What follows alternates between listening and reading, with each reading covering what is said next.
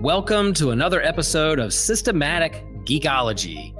This is a space where we seek to create and cultivate healthy conversations between those things we geek out on and the philosophical and theological questions that often arise out of our fandoms. Like, what does it mean to be human? What makes a hero? What makes a villain? How do the stories and narratives we geek out on shape how we live in the world? We are your priest to the geeks. We aren't all ordained, but we see ourselves as mediators at the intersection of geek culture and going deeper in our faith. We don't always have to agree, but we do respect each other, and we see everyone as a beloved child of God.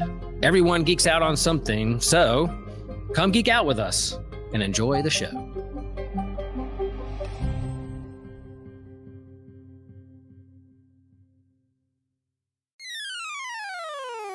You're listening to an Anazao Ministries podcast.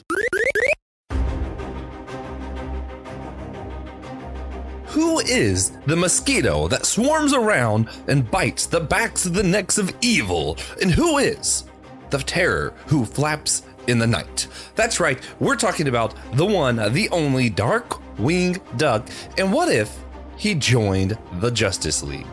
Our Facebook group votes every now and then on a what if episode for us to do. This time, they all decided they wanted to pour out their love and affection towards me right before my birthday, and they chose a Darkwing Duck what if scenario. Guys, I couldn't possibly be more excited. This is one of my top fandoms. I love Darkwing Duck. I'm Joshua Knoll. Recently, I've been geeking out on the public library, actually. I've been rediscovered my love for it and just getting free books that I can just return after a while when I'm done with them. They don't have to crowd my bookshelves. I can even rent audiobooks, it turns out, on their app, and graphic novels and all kinds of stuff. So I am 12 books in for the year and halfway through the inheritance cycle, and I just love the public library. Go check it out. And I'm here with the one and only Christian Ashley. How's it going, Christian? All right. I'm the terror that flaps in the night. And I have been geeking out recently. I just finished Kingdom Hearts Point 2, Birth by Sleep, Fragmentary Passage, just to get to where Aqua's at right before I started Kingdom Hearts 3. So I'll be there. Beautiful, beautiful. That's it's always just fun reliving those games and having a good time. And my what if scenario is what if Darkwing Duck makes it into Kingdom Hearts 4? Sorry, Will. Otherwise entitled, Sorry, Will's Liver and Kidney. Oh, man. So, guys, do us a big favor. If you can, take a moment and rate and review this show on Podchaser, Spotify, or Apple Podcast. We want to do a big shout out. Thank you to Amber Riley, one of the supporters of the show. If you want to be like Amber, you can always support the show too on Captivate, Apple Podcasts, or on Patreon. And of course, if you want to check out other What If episodes, down below in the show notes, we have a link for you to do that. I just said link instead of a link. Don't get confused with Zelda games. We don't have Zelda yet. Anyway, with that, we're going to jump into the meat of our discussion today. I am, like I said, extremely excited to talk about Darkwing Duck and what if he joined the Justice League. But before we do, let's get into some of our history so everybody knows why they should care about what we have to say or why they should care about the relationship of these two. So first things first, Christian, Darkwing Duck, the Justice League. What's your history with these characters and groups of characters? As far as Darkwing Duck is concerned, I definitely watched the Disney Channel a lot as a kid, as opposed to other Cartoon Network. Well, Cartoon Network was probably the number one, but Nickelodeon I was never big into. But I watched Darkwing Duck. I watched DuckTales, Tailspin, Rescue Rangers, all that, and it was just a part of that. It's like something I really enjoyed watching. It was never really one of my favorites, but looking back on it now, it's really good for what it is. So I've enjoyed doing some more research on this and reminding myself of stuff I've seen. Now, as far as DC is concerned, I think like most 90s kids, you were probably introduced to DC through Batman, the animated series. That's how I definitely was. and then Superman the animated series, Justice League Unlimited, Teen Titans, stuff like that. So the cartoons first is where I started, and then after that, since my dad has such a huge comic collection, I started reading older DC stuff like the Justice League and the Teen Titans run of Wolfman and Perez and stuff like that. So that's how I got in. Yeah, that's what's going to be interesting with my takes on this one. So I really love Darkwing Duck my whole life, basically, because 90s. Like you, Disney actually was my top one, Disney Channel. I lived in Florida. It was kind of a requirement as a kid when you live in Florida to be obsessed with Disney, because Disney is what funds the entire state of Florida. Listen, everybody knows it's true. Some people are just honest about it. No, I loved the Disney Channel. My second probably was Nicktoons, though. I think I was the least into Cartoon Network, probably because most of the cartoons I weren't allowed to watch were on Cartoon Network, and I just got to the point of like, it's not worth the confrontation with my parents. I don't feel like having to sneak watch anything. It took too much effort. Even as a kid, I was just non-confrontational, I feel. I was like, I'll just watch Disney. These shows are excellent anyway. Chippendale Rescue Rangers, Darkwing Duck, DuckTales, like all good stuff, all fantastic. And then I kind of slept on it for a while and just was like, okay, yeah, those were a good part of my childhood. It wasn't until, maybe 5-6 years ago, I kind of rediscovered DuckTales when David Tennant became Scrooge McDuck in the new telling of DuckTales. I was like, oh, this is cool. And I kind of started rewatching some of those other, Tailspin and all that. And I was like, wait a minute. This Darkwing Duck is actually phenomenal. It's not just a fun kid show. It's actually just perfect satire, like beautiful satire. So all those other things I grew up with on DC, like the animated Batman series, I'm watching this going, oh, this is just making fun of that. And it's beautiful. And I loved it. Yeah. Darkwing Duck does that. Some of their bad guys actually are satire of like some of the Spider-Man things. So our bonus question later on, we're going to talk about the Fearsome Five. That's definitely just Sinister Six, but Darkwing Duck. like you literally have the Hydro Duck. That's basically just Aquaman. I'm like, oh, what? It's not, his name's not Aquaman. What's the guy's name? Hydro-Man. Yeah. Okay. Anyway, that whole thing's beautiful. But yeah, I love Aquaman even more as an adult than I did as a kid, I think, for all that. With DC, I loved growing up with the animated Batman series in the 90s. I actually used to watch Superman and cheer against him every Saturday morning and try to give Lex pointers as a kid. I was like, listen, use kryptonite gunpowder, not just the bullets. You can't leave any stone unturned. We have to get this guy. I don't know why. I just had a great disdain for Superman as a kid. Did not care for him. Joshua, in light of the conversation we had off mic about Luke and Kylo Ren in preparation for that Last Jedi episode, I'm a little concerned about you right now. Kylo Ren just might have been right. That's all I'm saying. No, I do like Superman now. I have recently got into him. I believe this is a little off topic, but for everybody's they need to know this. I think in a couple weeks or the next week, Superman Lost issue 5, the final issue is coming out, which means soon that should be out in trade back. And it's just Space Odyssey with Superman, and it's so good. It is so good. You guys need to get that trade back. Anyway, actually, as a kid, I don't think I ever really watched any Justice League cartoons. The most I know about Justice League is if he showed up in like the Arrow or Smallville or anything like that, which was not really the proper Justice League. So I don't know a ton about them. Even now that I'm back into comics and I'm in DC, Justice League aren't even the main team now. Now it's Titans are the main team. So I'm still just like, I just don't really have a ton of point of references for Justice League. I played that one game where the Justice League fight each other in a world where Superman goes evil or something. Oh, Injustice? Yeah, I played that. Does that count? Kind of. Okay, well, so this will be interesting. I can carry us through the Darkwing Duck parts. Justice League, I'm gonna need help with. I got your back. Sweet. So let's start with I think the most obvious question is, how does Darkwing Duck end up in the same universe as the Justice League? So the problem I have here, and this is just my thought process, and I'm gonna let you kind of take it over because your great knowledge of the multiverse will help. Most of us don't know anything about the multiverse, but Christian is the master of it. Don't ask me why. He just is.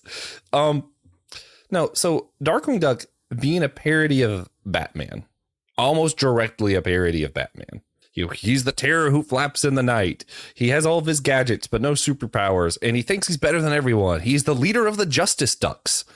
And that's the key to me. In the Darkwing Duck universe, there are the Justice Ducks, which I think implies that this duck universe, where everyone is either humanoid ducks or dogs for some reason, has to exist in the DC multiverse, I think.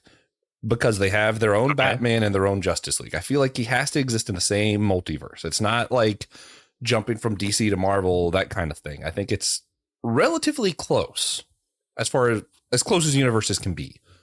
This is not without precedent within DC itself. I'm not shall we say, an expert on it, but I do know there's the Captain Carrot and his zoo crew, which is basically a bunch of anthropomorphized animals that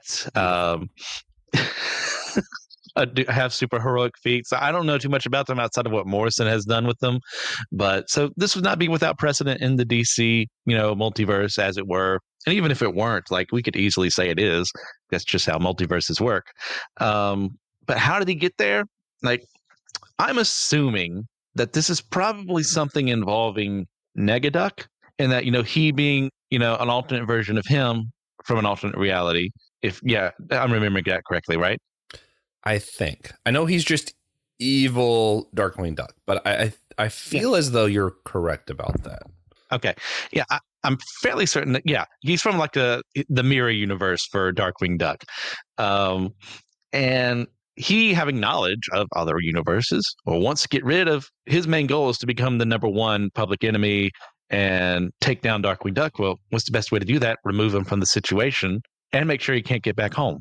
So you thrust him into the multiverse, landing unknown wherever he's going, and he just happens to end up in the Prime Universe, Earth 1 or Earth 2, wherever the heck we are in DC right now. Whichever crisis has decided which world we're on. See, I like that. I like that because he does have a point of reference. He knows how to go between the mirror universe and there. So it's not a huge stretch that Negaduck, and we're saying nega, like negative duck. Negaduck could have thrust Darkwing Duck somehow into the multiverse. I could see that. Other options, for some reason, these are just my thoughts. I know the Flash has a lot to do with multiverse stuff. It's possible the Flash somehow broke the universe again and some kind of crisis and Earths collided. That seems possible. Doesn't seem like as much fun, in my opinion. Also, there could be a situation where Negaduck or something started breaking apart their reality, and Darkwing Duck decided that he alone is the hero who can save the multiverse. And he tried himself to travel through the multiverses and somehow got lost and ended up on whatever Earth DC is on now. Yes. Mm-hmm, mm-hmm.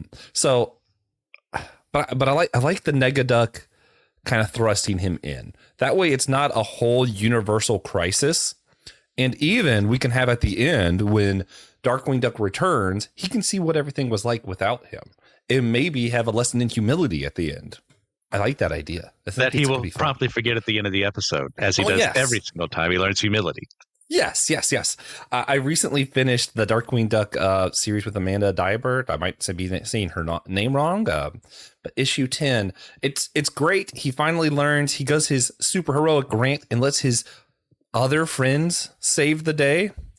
And they were so shocked, like, you can't do that. He's like, yeah, well, my friends matter more than even my own, whatever. And then he gets back and he's like, yes, I did it. I allowed them to save the day. I am amazing. And you're like, of course. So yeah. He kind of learned to teamwork, sort of. In his own way. Yeah, in his own way. So I'm excited for us to get there. So let's just go ahead and say he ends up on this Earth.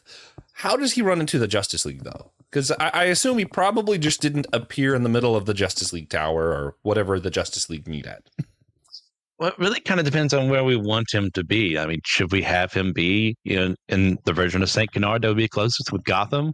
And he ends up doing his usual Darkwing things of bumbling around and sometimes even foiling the villains. And that brings Batman's attention to him. Ooh, I like it. What if, okay, so he's in Gotham and he sees Poison Ivy because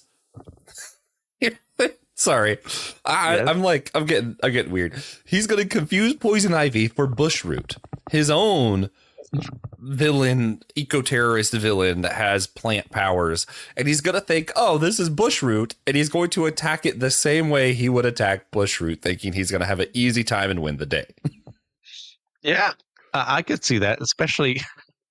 I think Bushroot's based off of a different DC plant-based hero, a supervillain, but still, it'd be perfectly in character for Darkwing to mistake the very female Poison Ivy for the very male Bushroot.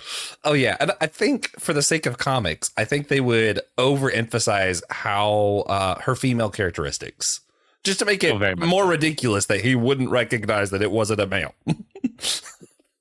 It just seems like that's what would happen. Yes. And I think it should in this particular case, just for the sake of comedy. I think it should happen. So does he fall under Poison Ivy's spell? Does she get the drop on him? I'm thinking she gets the drop on him. Okay. Batman, of course, shows up to defeat her. And whenever Batman does his Batman thing, somehow Darkwing Duck falls and lands on top of Poison Ivy. He goes, see, I did it. I won. So I'm thinking he just happened to be right here when Batman's about to confront Poison Ivy. And this wouldn't be like the fourth weirdest scene Batman has seen this week. So, yeah, I mean, and Batman's just like, what? Yeah, he's seen Batmite. He's had to deal with the Batman and Zur-En-Arrh, like a talking duck. That's nothing. That dressed kind of sort of like him. He'd roll with the punches. I see. I'm trying to imagine Batman's real reaction to Darkwing Duck. Does Batman laugh? Does Batman get irritated? Like, oh God, like. Because Batman, as far as like what I'm used to seeing him is now, he's always, I am the Batman. I have never heard a single piece of comedy to make me smile.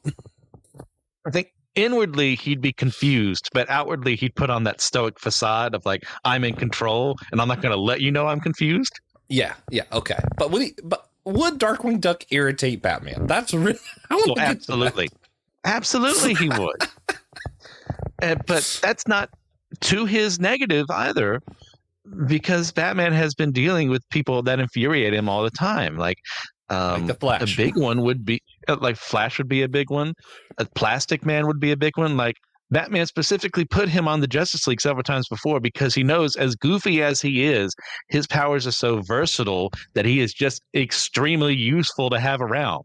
Yeah. So if seeing Darkwing Duck in action, he knows, okay, yeah, sure, he's not the most graceful person in the world, but he gets the job done, and especially if they actually talk about where he comes from. And, if Darkwing talks about how he adopted Gosalyn, like, what is Batman? One of the best things he's known for? Taking every stray he sees and, like, dressing them up in costume. You could be Robin. Like, yeah, like, that's a commonality between them. So I think that's something they would find some common ground on. Yeah. So, okay, I see this. So after Darkwing Duck takes credit for Poison Ivy, because I don't feel like I don't think Batman stoops to the level of disagreeing with him. I think he's irritated, but I don't think he's outwardly going to be like, no, I did it. I think he's just like crack some joke that goes over Darkwing's head, and that'd be it. Yeah. So they turn Poison Ivy in because, neither of them can kill, which is why Poison Ivy will be back next week to do the same thing. Anyway, and then I'm thinking Batman's going to take Darkwing back to his mansion. He's going to have to give some kind of reason for, you're just so awesome. I need to do a DNA test to figure out how I can be more like you or something. Like, I feel like Batman's already figured out he's got to play to this guy's ego. Oh, absolutely. Yeah. So, whatever facade, takes him back, runs a test, figures out he's from the multiverse. What does Batman do from there? Once he knows this guy is from a different universe and he's kind of figuring out what's going on. Also, at what point do you think Batman figures out, oh no, this is me from another universe? I think the more that Darkwing just keeps talking, the more similarities he's going to notice and get irked by just how close sometimes they can be towards one another. And I'm forgetting, so you should know this more than me, like, what is his actual origin story? It's been so long since I've seen that. For Darkwing. Darkwing Duck, it's a weird time travel situation. Okay. He was bullied as a kid, and he was always scared of things being dangerous. Then he saw Darkwing Duck come because there was some kind of bad guy time travel situation, whatever. And he kept being like, oh, but what if it's dangerous? What if it's dangerous? And eventually, because he keeps hearing this new hero he met called Darkwing Duck use his catchphrase, let's get dangerous. He decides at the end to get dangerous and helps Darkwing Duck save the day, and then eventually becomes Darkwing Duck. Naturally, he is his own inspiration. Okay. Well, that's which is wildly different than Batman. That's also not without precedent too in the DC multiverse, because there's a Batman story, I can't remember where he ends up in a world where he sees Thomas and Martha Wayne walking little Bruce Wayne down crime alley. And he has that moment of, can I or should I intervene? If I intervene, I am preventing Batman from being born in this universe. But if I intervene, this Bruce Wayne gets to keep his parents. So he struggles with it, goes in, saves all three of them from the mugger, and leaves, and thinking, I may have taken Batman from this world, but this Bruce Wayne gets to live with his parents. But later on, it's revealed that inspired by this mysterious figure who showed up out of nowhere, this Bruce Wayne becomes Batman using that same design. So that's a commonality between them too. We interrupt our regularly scheduled podcasting for an important message. My name is Tejas. I come to you today to inform you that for as little as $0.00 a week, you could in fact help us by joining our Discord channel. We'd love to talk to you guys there. There's a ton you can do on Discord. You can hang out with us, talk directly to all of the hosts, ask us questions, get more involved in our community, and join in future watch sessions. We like to hop in a voice channel and stream something and watch it that way. It's a really cool way to, get that sitting on the couch experience from home and, living a couple 100 miles away from each other. It is my favorite thing. I would really appreciate it if some of you joined so we could hang out some more. Thanks. And back to your regularly scheduled podcast programming. But I think the more interesting, like whenever you go through the origins, when they start lining up pretty directly, Darkwing Duck goes to a monastery to learn Kung Fu. Does all of the same training sequences. I don't know what his version of Ra's al Ghul was called or anything, but he went there. He came across all kinds of crazy, Disney stuff, but he did have to train in a monastery. So they have that in common. They have the Robin thing in common. They have that they only go out at night. They have the signal in common. A lot of their bad guys are pretty similar. I think it's obvious enough that at some point Batman realizes that this is supposed to be him in another universe. But actually, before we answer the question of how we're going to go from here to them being with the Justice League, how do you think Batman reacts to kind of seeing his worst personality traits exaggerated? Because that's what satire is, right? Like he's seeing this going, is he introspective enough that that Bruce Wayne goes, wait a minute, am I that arrogant? Am I this full of myself? Am I, does he start actually wondering any of these things about himself? I suppose it depends on who's writing Batman. Because at some points, Batman can be completely aware of his own flaws and be working against him. Other times, he gives in to the pride. He gives in to the egotism that I'm the smartest person in the room. I can take down every single member of the Justice League if I need to. Other people would have him be a bit more timid. I think for us, for this story, I think, number one, they would annoy him, like we said. And then two, I think it would force him to do some serious self-reflection. Mm-hmm. It's like, okay, how do I prevent me from becoming that? Yeah. Also, I just want to say, just as like a quick side note, my imagination is running wild with this. But when he's taking him to the back cave to do the test to figure out he's from the other multiverse, just the whole scene of them going through the cave, and you see like the giant T-Rex skeleton and all the stuff that's like, you know, Batman has to have all of his victories hung very proud and huge all over the place. And Darkwing Duck, of course, is going through going, oh, I have something like that. Of course, mine's bigger. Like all the way through. I just, you know, it just is too funny to me. Like, I just can only imagine all the little things of, oh, you say that's from Mr. Freeze. Well, I have a villain sort of like that, but he's way stronger. you know. Oh, man. Classic stuff. So how do we get from, okay, Batman knows this is someone from another multiverse, to we're showing up at Justice League headquarters, wherever that may be, because I still don't know where the Justice League meet at. Yeah, sure. We'll say it's the Watchtower or whatever, or the Hall of Justice. For them, it would be, okay, Batman has realized, oh, you're not from around here. This is a multiversal kind of issue. So depending on who's on the Justice League at the time, you may consult someone like Mr. Terrific, who's like the world's smartest man, and really good at his job.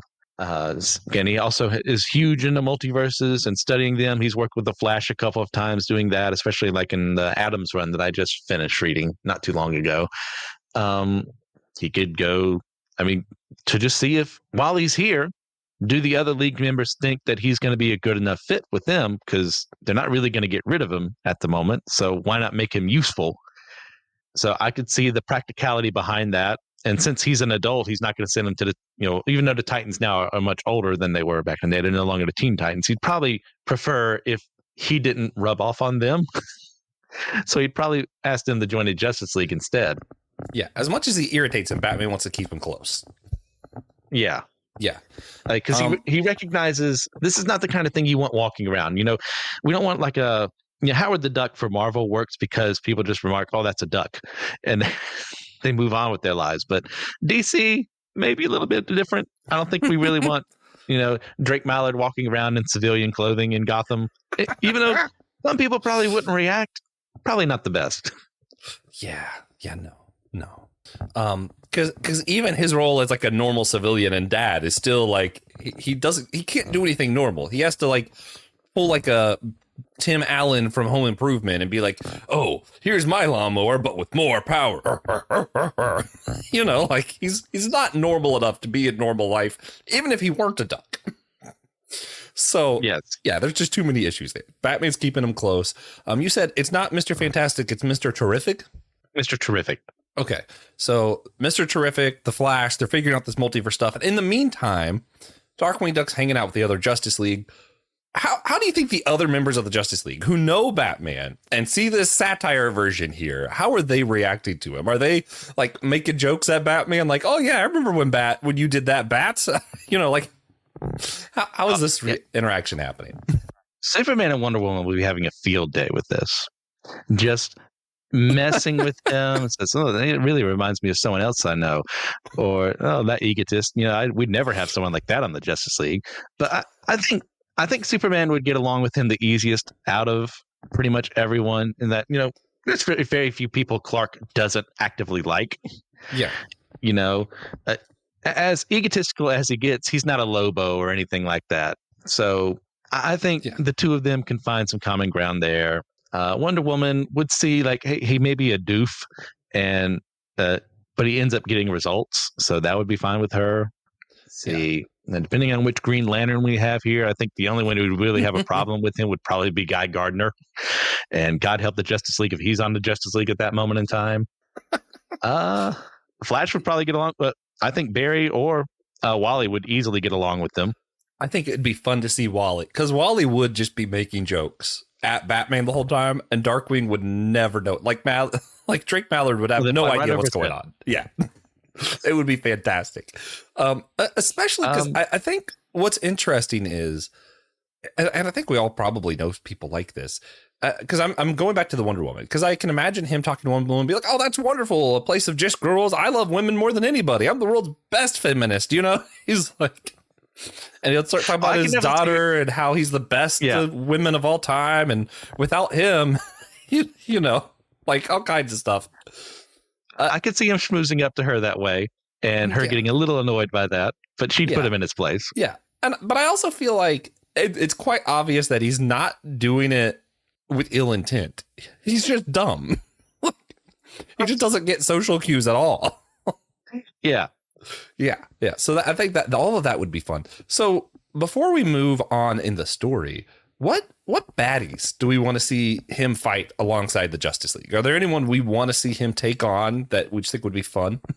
And that'd be a good one. I don't want to see like Darkseid or anything like that. I think that's a bit too much for him to take.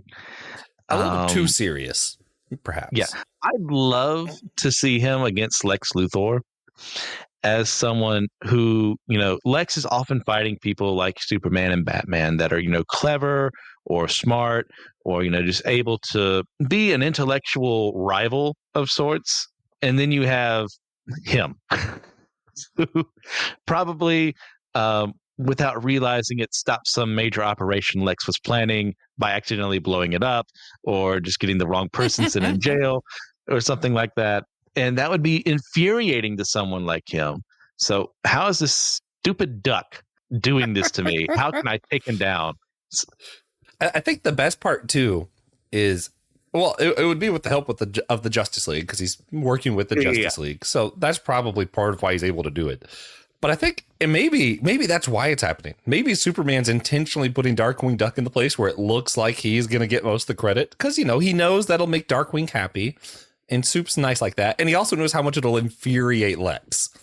Because that would be perfect. Because Drake Mallard is going to see the stuff in his monologues and be like, oh, I'm just like you. I have this kind of gadget too. I have this too. I'm also rich and wealthy. And, he's going to point out all of his similarities to Lex and how he's just Lex, but better. And Lex is going to be infuriated.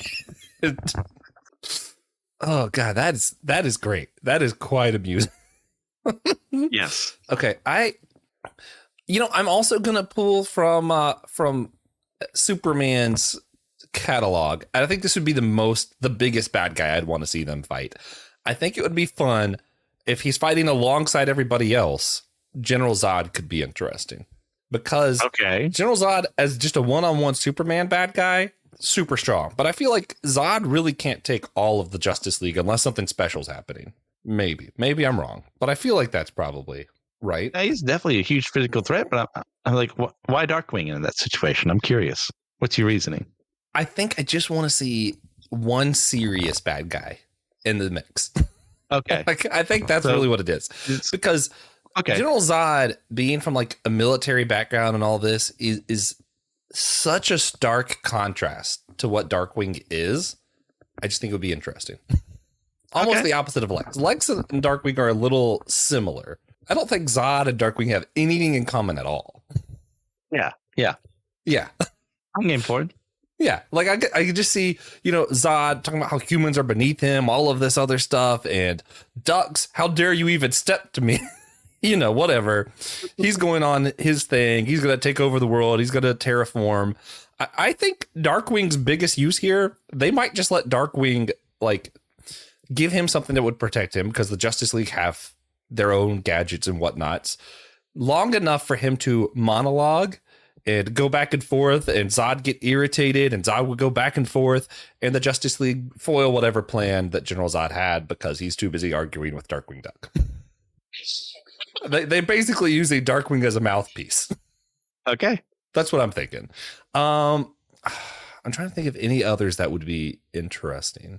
This is going to sound really dumb of me. I can't remember the gorilla's name. Gorilla Grodd? Oh, that'd be perfect. That would be fun. Turn everyone into gorillas. Why not turn them all into ducks instead? Yeah, like hold up. We could all be ducks. In my universe, everyone is a duck. And it's way better. Yeah. I think that would be fun. Do you have anybody else you think would be interesting? I do think if we're going for comedy, something like him confronting Brainiac would be big, as you have once again another intellectual supervillain who is so haughty, high and mighty, and you have him, maybe he's taken down the Justice League, but the one component he didn't plan for was this doof of a duck who just that's gold. stumbles and blunders his way into stopping whatever doomsday device or whatever Brainiac has at this point in time. You can't predict what Darkwing Duck's going to do because Darkwing Duck doesn't even know what Darkwing Duck's going to do. God, it's beautiful. I love it. Oh, man. So the last one I want to bring up, and maybe not as a fighting point, maybe as a talking point, it gets brought up that Batman's nemesis is the Joker. And I think Darkwing Duck's going to have an issue with that. Like, oh, you mean he hasn't met the Nega Bat yet? Like, I think he's going to immediately go, wait a minute. I can't believe you haven't even met Nega Bat yet. Because I don't think he's going to compute that the biggest villain of his own counterpart, because he's immediately going to see Batman as his counterpart because Batman's awesome and he's awesome. So, Yeah. And I don't think he'll be able to understand that his biggest counterpart in this universe is literally a clown. And in fact, maybe he'll go search out the clown because he doesn't get it. And I feel like for his own ego's sake, he wants to prove that this clown's nothing. But I could see that being an issue with him. Oh, he's got, what is it, a Quacker Jack? Is that kind of the Joker for him? So I don't know. I always thought of him as Riddler, but maybe it's both.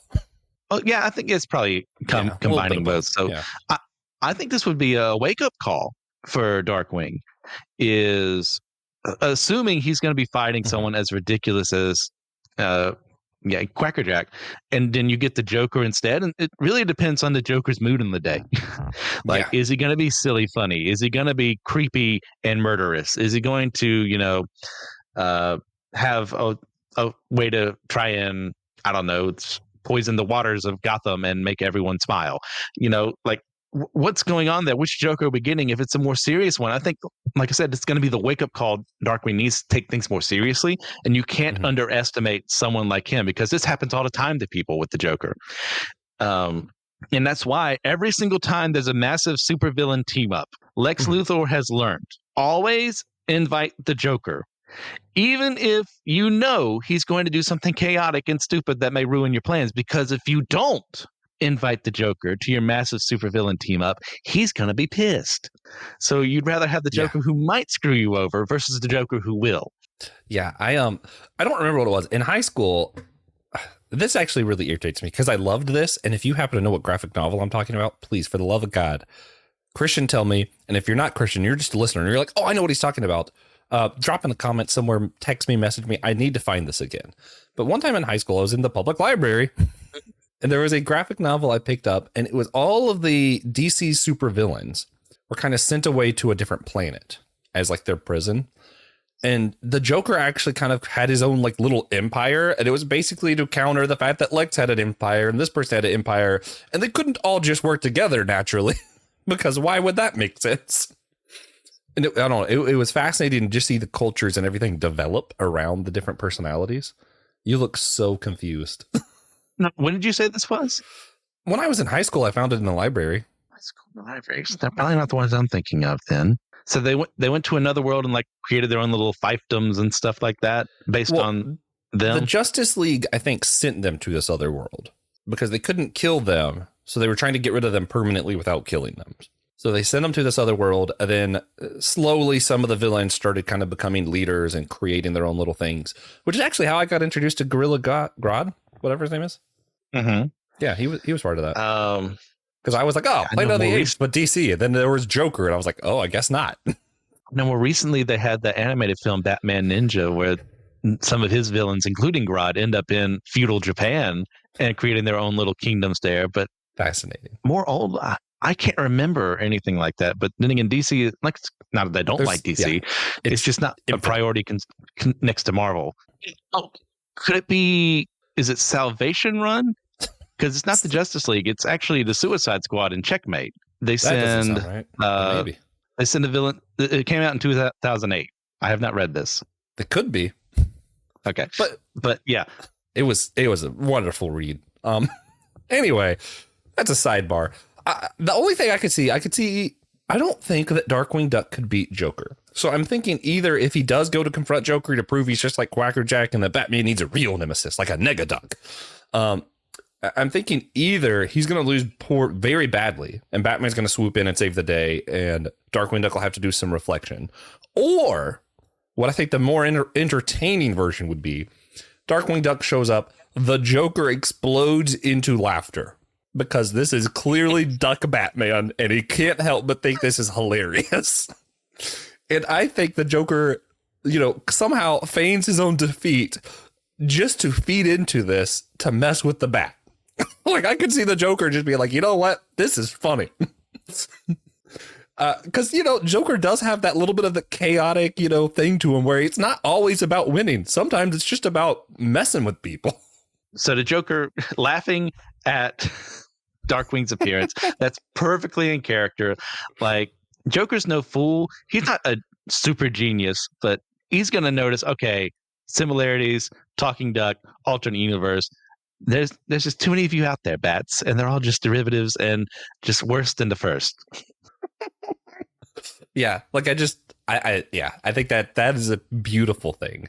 But I definitely think that some of the reflection, retrospective stuff is going to revolve around the fact that one of their few differences comes down to just that it's the Joker as opposed to the Negabat or the Negaduck, So I think that'll really be an interesting reflection point. Anyway, So all of the bad guys, all the Justice League aside, eventually they're going to have to find a way to get him back. How does Darkwing Duck make it back to his universe? And does he? Do we want to just have him stuck here forever, or does he make it back? I think eventually, I do want him back home. He does have a daughter. He's adopted. He's got Launchpad and all his friends he does need to take care of. And there's going to be a gap. As much of an idiot as he is still competent in his own world, protecting it from these threats. And with his absence, there's a huge gap. So, yeah. And for all the good that he's going to do with the Justice League, they don't need to have another member. They can always recruit someone else from their own reality. There are dozens upon dozens of other superheroes to choose from. So they're going to work together. I'm going to say, eventually we'll just say Mr. Terrific will find whatever harmonic frequencies or relativistic frequencies that, point where Darkwing is actually from, get them there. But what do they find on the other end? Ooh. Is it just Darkwing has was it a Fearsome Five? Is that because Sinister Syndicate? Oh, we want to save that one. Fearsome Five. Yeah. Well, we'll have that. We're going to have a bonus question with the Fearsome Five. Yes. And what if the Joker joined the Fearsome Five? But I have a thing. So here's my thought. I just want to see what you think about this because I don't know DC well enough to know if this makes sense. But just based on watching The Flash, I don't know how accurate it is. My mind is, let's say Mr. Terrific, I think you said was his name, finds that frequency. They figure out what world he's from. The Flash takes Darkwing back to his own universe. Do we want it to be Wally West or Barry Allen? I personally like Wally West, but I'm open to either. They're both good for different reasons. I'll say Wally for the sake of unity. Cool. So Wally West takes him back, and I think before leaving, Darkwing's like, wait a minute, something's not quite right. He notices there's not a statue of him or something. I don't know. What goes on in Darkwing's head? And he's looking around. Negaduck is in prison. And he's like, oh, well, he couldn't possibly have been defeated without me. So they do a little more investigating. And people are, this is my imagination run wild. But people are acting really confined. Like they have to do this. No one's able to go out at night past 8. He's finding all these weird rules and regulations. And he's trying to figure out what's going on. Robots are flying around. Here's what happened. Gizmo Duck single-handedly defeats most of the bad guys because he is actually just that much better than Darkwing Duck. But he also is too analytical. He had his thought process and he said, you know what? If no one's out past night, then they can't possibly be in danger. If we do this, that'll keep them from danger. If I have someone, watching their every move, that no one needs to work, no one needs to do this. He makes everything robotics. In his idea, much like Iron Man, Marvel's biggest villain, was that the idea is that he's building an iron suit around the world and he's protecting everybody. But what actually happened is no one's able to be free. No one can say, let's get dangerous. And that's what they're confronted with.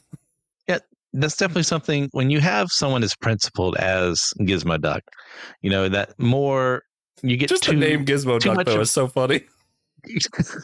Like, he is, the cape. He's the guy like, hey, justice is what we should be seeking. We should be helping other people. But when you get too far in that ideology, you start to lose sight of where things go. And in the absence of Darkwing Duck, you say, oh my gosh, how the heck does he run this city by himself? I'm doing fine over here. So why don't I just do everything in my power to make sure nothing evil can happen? So he does go to those extreme methods, which can often happen with people who start from a very good place and then end up with that, where he's gotten, like I said, too analytical for his own good, too focused on stopping crime from realizing that, hey, people need to be people and they need to make their own decisions. Mm-hmm. And that's one of the things that he and Darkwing kind of conflict on is, his sense of justice versus Darkwing's sense of justice, the vigilantism that they both do in different ways. So that could be something that sets up a hero versus hero conflict there. Mm-hmm. Yeah. Yeah. And I'm thinking Darkwing's going to confront him, and Gizmo Duck's going to think Darkwing's just doing this out of his own arrogance. Clearly, my plan's working. We haven't had a single act of crime in however many days, whatever. I don't know how long Darkwing's been gone. Also, universe to universe timelines can be different, whatever. So I'm thinking Gizmo is convinced Darkwing's just doing this out of his own arrogance. And I think that's where Wally West has to step in, because he's witnessed Darkwing, even though he's still going to be arrogant, he's still going to be, I could do this without a team, all this stuff. He's witnessed Darkwing make improvements, and he's seen his own character and is able to speak on his behalf. I don't know if it gets through to Gizmo, or if Gizmo's just like, who is this stranger? They're obviously working together. I don't know how that works out. But if Wally West gets involved in a conflict, I think that conflict ends quickly. And we also need to be careful here too, because does the Speed Force exist in Darkwing's universe? Apparently. How's Wally going to get back home? We'll say it does for the sake of moving things forward. Yes, yeah. Because it doesn't. And actually, it's canon in Marvel that the Speed Force doesn't exist there. So while he was there, he couldn't do it in the episode that Will and I will be doing later on the Justice League of America and Avengers crossover. We'll be discussing that and more. Interesting. But we'll say he can get back. But yeah, that makes perfect sense to say Wally has seen Darkwing, mature as much as he can, and say, look, like this whole thing, like it comes from a good place. You don't want people to be hurt. You don't want there to be crime, but you're losing people's individuality. Like, what is the cost of this police state you've created? Well, and even, we didn't touch on this because that's not always the fun part, but I think there's probably even scenes when Darkwing was with the Justice League that he kind of taught the Justice League to have fun. Maybe Darkwing even had Batman smile once. And maybe that's part of what it is Wally West realizes, no, the value isn't just in defeating the bad guys. And yeah, Darkwing Duck, he matured, but also there is just value in letting people be free and letting people just have fun. And that's something that the Justice League could easily learn, because sometimes on their high tower, they can forget the fact that, we're protecting the world, but we also need to be people. We also need to be human beings getting stuff done, having fun with one another. And when you're stopping, Lex Luthor's fifth attempt that day to nuke, the world's gold supply or whatever, you can lose sight of that. So Darkwing would be a perfect person, like a chaotic element, to help them relax. Say, hey, don't take things too seriously. But also, let's not forget why we do what we do. Yeah. Like I could see scenes. This is just, going back to where he was with the Justice League. I could see scenes where, he found a jetpack and he's like, I can fly better than you, Soups. And Superman obviously beats him. But Superman's having fun. I just imagine all these kind of things like that happening. Everybody going, oh, yeah, it's OK to have fun. Like, just because we have this responsibility doesn't mean we can't also smile occasionally, laugh. It doesn't have to be the Snyderverse. It can be happy and fun sometimes. Oh, man, I'm sorry for that. I'd say rest in peace, but I wouldn't mean it. OK, so we assume Wally West either gets through to Gizmo Duck or they defeat Gizmo Duck. Conflict is resolved. They see the value in letting people get dangerous. And they're kind of brought back to balance. Wally West is able to go back to his universe. Darkwing Duck's matured a little bit in his own way. The Justice League has learned how to have fun in their own way. I think that's a good place to end it for now. I feel like that's a happy bow, maybe. Tied stuff together. Do we leave any loose ends? Did the Joker need to learn anything? Or is the Joker we're happy with the Joker just being the Joker? Well, the Joker doesn't learn lessons. Perfect. And the Joker is like one of those few characters that I don't mind. That he is a static character of static characters for the most part. We don't know where he came from. I don't care. It's like one of the few characters I don't care because I think the Joker just works better that way. And sure, he's static in the sense of he does change and like he'll do a wacky, goofy scheme, but then he'll do a super serious, I'm murdering people scheme. But that's all within the confines of who he is. So he doesn't learn lessons. Yeah. He just shifts gears the next time around to wherever his insanity takes him. Yeah, perfect. So then before we get to our wrap up, I wanted to ask you, and actually, I'm going to do this a two-parter. Do you think you'd find it more challenging if you met a satirical version of yourself or a more serious version of yourself? You know what I mean? Like, would it be harder for you if you found out you were the satire and then there was a serious Christian Ashley out there? Or would it be harder for you if you found out that there was a satire version of you that was just all of your worst traits exaggerated? I hope in the scenario like that I'm the best of those options. That I'm somewhere in between. Let's hope that's true for right now. But if there's a more serious version out there, and I'm a fairly serious person for the most part, like I crack jokes and all that, but when it comes to getting stuff done, like I tend to be that. But the more serious version of me, that's probably the go-getter Christian that doesn't exist in my brain. Yeah, because I'm not a go-getter by nature. So to see that one would probably kill me because he's probably more successful than me in that case. So that would hurt. And as someone who's very aware of my many flaws, I'm aware of my shortcomings as a man, to then see them magnified in front of me and someone physically, I don't know how I would handle that. I would probably be very upset. There would be weeping, gnashing of teeth, sackclaws involved. It's like I'd be ripping open my clothes. Like that's not what I want to see. That's what I'm actively fighting against for the most part, unless I'm in my very bad places. That's what I never want to be, as those exaggerated concepts of me of what I am possible and capable of doing. So I think that would break me a little more, even though like I don't really want to meet super successful Christian. Anymore. Yeah, like either one would be hard. Either one would be hard for sure. Yeah. Yeah, I think the satire version would be harder for me also. But I think it's because I tend to think the worst of myself.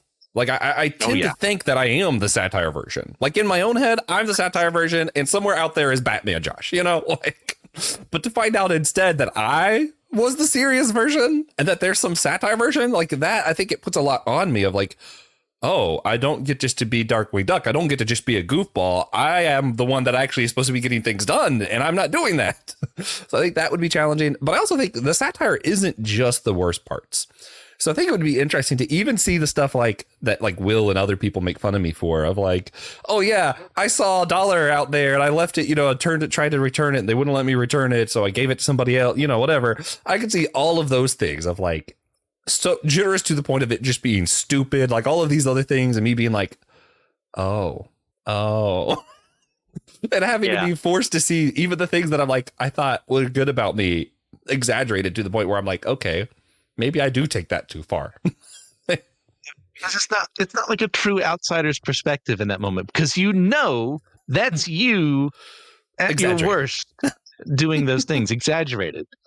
Like, I would cringe watching that in action. I think that would hurt more. Yeah, I think it would be a life-changing moment, though, because I think I'd be forced to repent.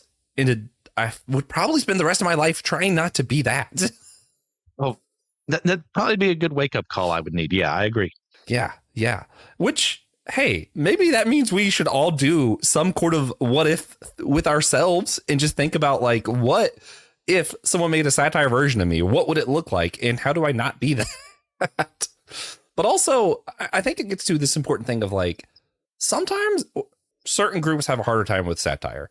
Usually I think satire is hilarious, even if it is of my own group. I love South Park. When they did the episode of we're making famous Christian songs by changing love songs and just changing the word baby to Jesus, I thought it was great. I was like, this is hilarious. But I know a lot of people really struggle with seeing themselves in that kind of light, of a satirical light. Why do you think that's so hard for people, or some people? Because you're being made fun of, and not everyone has thick skin. And some people have too much of a thick skin for their own good, where they don't react when they should react when someone's making fun of something that should be changed. Yeah. And I had to learn because when I was a lot younger, I used to get angry a lot more often than I do now, especially when someone was making fun of me. Because I don't want to be made fun of. I don't want to be the butt of the joke. No one really does. But at a certain point in life, you have to realize, as intelligent and wise as I have become, I say and do stupid things. Mm-hmm. This podcast alone has had me flub lines, give wrong, incorrect information, and more that when I listen to it, I go, why did you do this? You are smarter than this. You are better than this. And it happened anyways. Yeah. But it's fine. You just gotta, along the way, I had to learn to have a sense of humor. If I'm going to make fun of other people, Like me. I need to learn to be able to make fun of myself. Yeah. Yeah. I definitely think there's that. I also think some people are just insecure. This is really what I think. Oh, absolutely. I think a lot of people are too insecure to take it. And it's hard for me to understand that because for me, I think I learned the most from satire, actually. Like I think it's easier for me to see Darkwing Duck and go, yep, ego's bad than it is to see, a more serious version of that lesson or a parable or something. Like seeing the satire makes it easier for me to stomach and go, yep, okay, ego's bad, definitely. Or like, seeing South Park do that, the Christian songs, me going, okay, yeah, maybe our worship songs should be more theologically sound instead of just Jesus, Jesus, Jesus, yeah, Yeah. And I'm like, that's actually, it's important for me to learn from these things. And even like the Colbert Report when we were in college actually really expanded my own political views because I realized a lot of the stuff I believed, maybe it's kind of silly. Maybe I need to rethink some of it. And I think if you're open to satire, it can make you laugh and learn. Just like horror, but instead of laugh, maybe be terrified and learn. That's where comedy and horror have a lot in common, I think. I think it helps too to have something like the Colbert Report. It's like being aware of the fact that when you're the one being made fun of and you're the one being satirized and not just reading it as it is a huge failing of a lot of people when it comes to comedy, when it comes to other things like that. The amount of people who took sad stuff serious. Like to the point, I think at one point in time he was invited to one of the president's Bush's official parties or something like that, probably from someone who thought that he was a conservative. Like, how did that happen? Like, can you people not just realize? Not to say I'm perfect myself, but like just have a self-awareness about who you are, when you're being made fun of, and when you can join in on that fun. And when you can learn from it. Yeah. Also, the Colbert Report. I just love how like sometimes it was easy to forget that it was comedy and that it wasn't supposed to be serious. And then he got near the end of the show and he had Smeagol on, not Smeagol. He had Smaug on as a guest. And at one point he defeated death itself on the show. So it was definitely satire, definitely comedy. And yeah, just like horror, it makes us reflect on ourselves. It makes us think, oh God, is that me from another universe? Am I that egotistical? Am I, and if it has you asking those questions, I think it should. I think that's what it's intended to do. And I think that's important. It's an important part of society, of our life, and our growth as people. Yeah. Do you have anything you wanted to add about satire in general, or? No, this has been a really fun conversation. I enjoyed this episode. Yeah, this was, honestly, it was way better than I thought. At first, I was like, how are we going to do this? Darkwing Duck's just Batman. What if Batman was in the Justice League? He is. The end. And then I was like, the more I thought about it, I was like, oh, wait, no. Yeah. Anyway, let's jump into our wrap up. So if you guys want to, make sure you do stay tuned. We're going to be asking for our Captivate patrons. All of our supporters are going to get a bonus question. What if the Joker joined up with the Fearsome Five? So the Joker is going to go to Darkwing Duck's universe in our bonus question. So we'll be talking about that. It's going to be a fun time, too. Also, before we do anything else, let's give some recommendations. I'm looking at it and it looks as though the Salvation Run is in fact what I was talking about. I'm looking at some of these pictures and they look familiar. So I'm going to make DC's Salvation Run that I haven't read since high school my recommendation. I don't remember it really, but I remember liking it. I'm going to go read it. Read it with me, guys. So on brand. Christian, what's your recommendation? I don't expect anything else. I just finished. If you're like me and you have been bummed out by recent Star Trek, as far as Discovery is concerned, as far as Picard is concerned, except for the third season, that got a little better. If you love what Star Trek used to be, what should be, watch Strange New Worlds. I just finished the first season last night. I'm continuing on. I have a hope in me that just it feels good to have watching an IP you enjoy. So watch Strange New Worlds. Also, the reason I thought Salvation Run was Justice League because the comic title, at least here, is JLA, Justice League of America, Salvation Run. Oh, well, but it doesn't seem like it has anything to do with the Justice League at all. So I don't know why it's titled that. I'm merchandising. Yeah, I'm excited. I'm excited to reread it though. It's going to be fun. I'm going to see if it's at my local public library. Anyway, that's a callback. That's a good one. Anyway, guys, again, thank you all so much for listening, taking your time to vote on our Facebook group. And if you weren't part of it, join our Facebook group. Vote for the next What If. It's going to be fun. We're going to be doing a little less of these because we're going to start adding in voting on Patreon for people to vote what book we're going to do. We're going to be doing a series of all reading counts. So we'll be alternating between novels, graphic novels, manga, whatever. We'll be doing reviews based on what our patrons vote for us to review. So join over there, vote over there, vote on Facebook group. We love giving you guys a choice on what we do. Big thanks to one of our supporters again, Amber Riley. You made this episode possible. You rock. Make sure you guys check out the other What If episodes down below with the show notes. There's a link. And remember that we're all a chosen people, a geekdom of priests.